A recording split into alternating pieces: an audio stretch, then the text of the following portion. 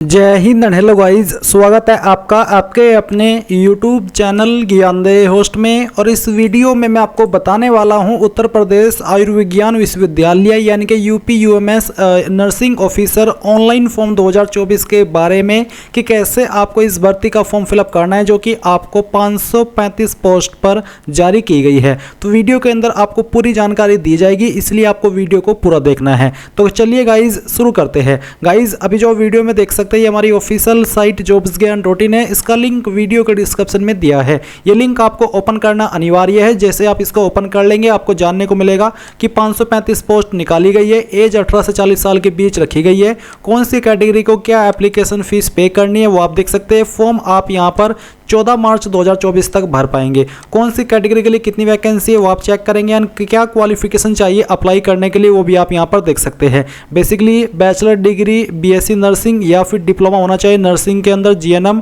और साथ ही 2 ईयर का एक्सपीरियंस। यानी कि डिग्री के माध्यम से सिंपल अप्लाई कर पाएंगे, बट अगर आप डिप्लोमा के माध्यम से अप्लाई करेंगे तो डिप्लोमा इन नर्सिंग तो होना ही चाहिए, साथ ही 2 ईयर का एक्सपीरियंस भी होना चाहिए। इसके अलावा आपका रजिस्ट्रेशन होना चाहिए स्टेट नर्सिंग काउंसिल के अंदर, तभी आप इस पर फुल्ली एलिजिबल होंगे अप्लाई करने के लिए। तो ये सब जानकारी चेक करने के बाद इंपॉर्टेंट लिंक के सेक्शन में आकर के ऑफिशियल नोटिफिकेशन PDF के ऊपर क्लिक करके इस नोटिफिकेशन से और भी डिटेल में आप जानकारी जान सकते हैं। एंड ये सभी जानकारी जानने के बाद में अगर आपका कोई सवाल डाउट है वो आप कमेंट के माध्यम से पूछ लीजिए। और अगर आप इसमें एलिजिबल है और इंटरेस्टेड है अप्लाई करने के लिए तो आप ये अप्लाई ऑनलाइन लिंक ओपन कीजिए। आपके सामने वेबसाइट आएगी। अब यहाँ पर आने के बाद में सबसे पहले आपको क्लिक है टू रजिस्टर न्यू यूजर, इसके ऊपर क्लिक करना है। अब आपके सामने यहाँ पर इस तरह से इंस्ट्रक्शंस आएंगे। आप इन सभी को यहाँ पर क्लोज कीजिए और क्लोज करने के बाद में इंस्ट्रक्शंस को एक बार फिर से क्लोज कर दीजिए। एंड देन फिर यहाँ पर आपको आपका फर्स्ट नेम एंटर करना है 10th के सर्टिफिकेट के अकॉर्डिंग। आपका मिडिल नेम डालना है, नहीं है तो खाली छोड़ देंगे। और फिर आपको आपका लास्ट नेम एंटर करना है। एप्लीकेंट्स फादर स्पाउस नेम, यानी कि अगर आपकी शादी हो चुकी है तो आप यहाँ पर आपके पति पत्नी का नाम देंगे, नहीं तो आपको यहाँ पर आपके फादर का नाम एंटर करना है। फिर आप यहाँ पर आपके मदर्स का नेम एंटर करेंगे। डेट ऑफ बर्थ क्या है वो आप यहाँ पर कैलेंडर के ऊपर क्लिक करके सेलेक्ट कर लीजिए। पहले जो भी आपका ईयर है वो आपको सेलेक्ट करना है, फिर मंथ और उसके बाद में डे। एंड देन यहाँ पर आपको आपका मोबाइल नंबर एंटर करना है, उसको दोबारा डाल करके वेरीफाई करना है। आपकी ईमेल आईडी एंटर करनी है जो कि आप रजिस्टर करना चाहते हैं। इस ईमेल आईडी को दोबारा डाल करके वेरीफाई करना है।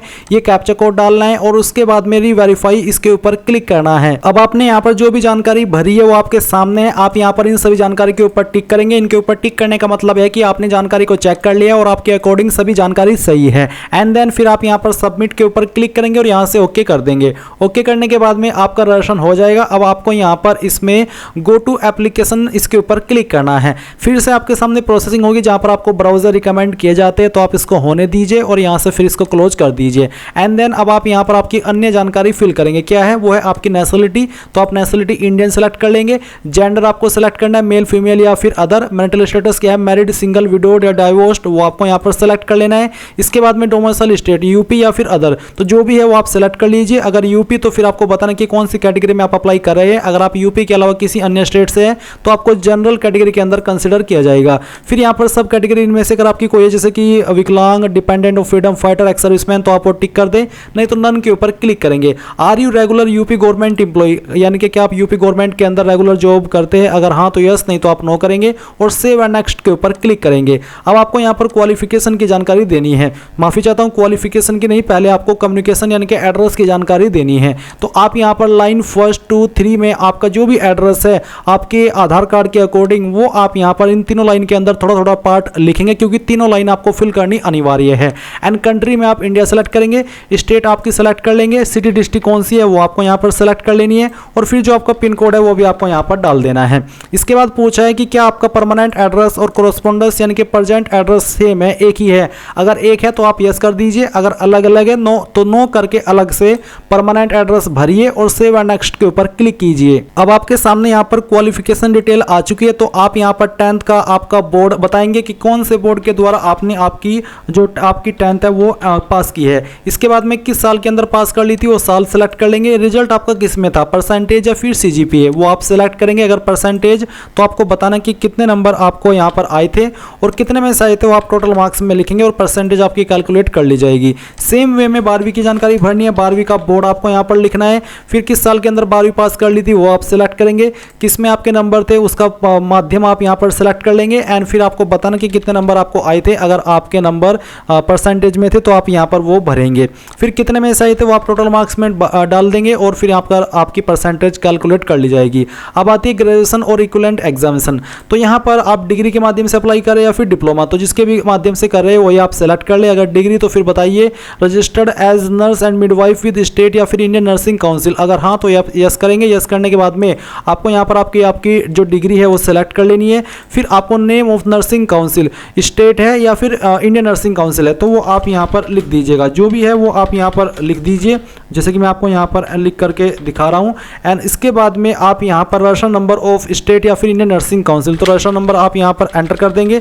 एंड ये एंटर करने के बाद में date of issuing certificate from state या फिर इंडियन नर्सिंग काउंसिल, तो कब आपका सर्टिफिकेट आपको मिला है वो डेट आप यहाँ पर सिलेक्ट कर लीजिएगा। ये सिलेक्ट करने के बाद में ईयर ऑफ पासिंग, कब आपने पास कर ली थी आपकी क्वालिफिकेशन, वो आपको यहाँ पर सिलेक्ट करनी होगी। इसके बाद में गाइज आप यहाँ पर रिजल्ट टाइप सेलेक्ट करेंगे। अगर परसेंटेज तो बताइए कि कितने नंबर आपको आए थे। मैं यहाँ पर एग्जाम्पल के लिए ये नंबर आपको फिल करके दिखा रहा हूँ। आपको आपके रियल ऑब्टेन्ड मार्क्स यहाँ पर लिखने हैं सभी ईयर के मिला करके, और फिर यहाँ पर जो आपके टोटल नंबर है वो भी आपको डाल देने हैं। इसके बाद आप यहाँ पर नीचे आएंगे, अदर क्वालिफिकेशन देखेंगे, तो अगर आपके पास कोई अन्य क्वालिफिकेशन है उसकी जानकारी आप भर दें, नहीं तो आप खाली छोड़ दें। फिर आता है आपका सीरियल नंबर एक्सपीरियंस का, तो अगर आप डिप्लोमा के माध्यम से अप्लाई कर रहे हैं तो आपको यहाँ पर एक्सपीरियंस देना है जो कि 2 ईयर का आपके पास होना चाहिए। तो आपको यहाँ पर ऑर्गेनाइजेशन एम्प्लॉयर नेम के अंदर उस कंपनी का नाम या फिर उस बंदे का नाम देना है जहाँ पर आपने काम किया है, और साथ ही उसका एड्रेस भी देना होगा। इज दी ऑर्गेनाइजेशन या फिर एम्प्लॉयर गवर्नमेंट है या प्राइवेट वो आपको बताना होगा। किस पोस्ट पर काम किया उस पोस्ट का नाम आपको लिखना होगा।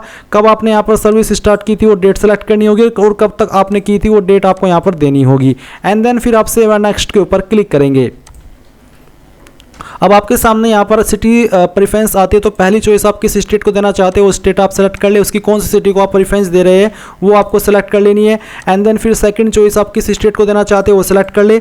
स्टेट में चाहे तो आप सभी में एक ही सिलेक्ट कर सकते हैं, बट उसकी जो सिटी है वो आपकी अलग अलग होनी चाहिए। तो इस तरह से आपको ये प्रेफरेंसेस दे देनी है। And then save and next के ऊपर क्लिक करना है। अब आपको यहाँ पर डॉक्यूमेंट अपलोड करने हैं, फोटो, जैसे कि सबसे पहले तो आप क्लिक टू अपलोड पर क्लिक करेंगे और जानेंगे कि आपके फोटो का साइज 50 से 200 KB के बीच में रखा है। फॉर्मेट JPEG या फिर JPG का चल जाएगा। तो आप ब्राउज टू अपलोड के ऊपर क्लिक करें, जहां पर भी आपकी फोटो फाइल है वो सेलेक्ट करें और यहां से ओपन करें। आपकी फाइल यहां पर आ जाएगी और फिर आप इसको यहां पर अपलोड कर देंगे। Human face not present, image size is too small, तो अगर आपके सामने कुछ ऐसा एरर आ रहा है तो सही वाला फोटो आप सेलेक्ट कीजिए और यहां से इस तरह से उसको अपलोड कर दीजिए। मैं फॉर्म डेमो के लिए भरा हूं तो मैंने यहां पर एक रैंडम फाइल अपलोड की है। फिर आप इसको व्यू के ऊपर क्लिक करके व्यू भी करेंगे। देन आपको सिग्नेचर अपलोड करना है, फिर हाई स्कूल का सर्टिफिकेट अपलोड करना है, हाई स्कूल की मार्कशीट अपलोड करनी है। अगर आपका सर्टिफिकेट और मार्कशीट एक ही है तो दोनों में आपको एक ही सर्टिफिकेट या फिर एक ही डॉक्यूमेंट अपलोड करना होगा। फिर 12वीं की मार्कशीट, इसके बाद में गाइज यहाँ पर आपको ग्रेजुएशन की मार्कशीट अपलोड करनी है, इंटरमीडिएट के सर्टिफिकेट अपलोड करना है, ग्रेजुएशन का सर्टिफिकेट अपलोड करना है। अगर आप SC ST OBC है तो आपको कास्ट सर्टिफिकेट अपलोड करना होगा। फिर आपका नर्स रेशन काउंसिल सर्टिफिकेट आपको अपलोड करना है, डोमिसाइल सर्टिफिकेट अपलोड करना है। इसके बाद फीस का अमाउंट आएगा, यहाँ पर टिक करेंगे और इसके ऊपर ये कैप्चा कोड डालने के बाद प्रीव्यू पर क्लिक करेंगे। एंड देन जैसे आप सबमिट के ऊपर क्लिक करेंगे तो फिर गाइज आपको पेमेंट के पेज पर ट्रांसफर कर दिया जाएगा और आप जैसे ही अपनी एप्लीकेशन फीस जमा कर देंगे तो आप अपने फॉर्म का फाइनल प्रिंट आउट ले पाएंगे। तो गाइज इस तरह से आप लोग UP UMS nursing officer online form 2024 को भरेंगे। आई होप ये जानकारी आपको पसंद आई होगी। कोई सवाल कोई डाउट रह गया हो या फिर पेमेंट में कोई इशू आ रहा हो तो आप कमेंट के माध्यम से पूछ लीजिएगा। Thanks for watching. जय हिंद।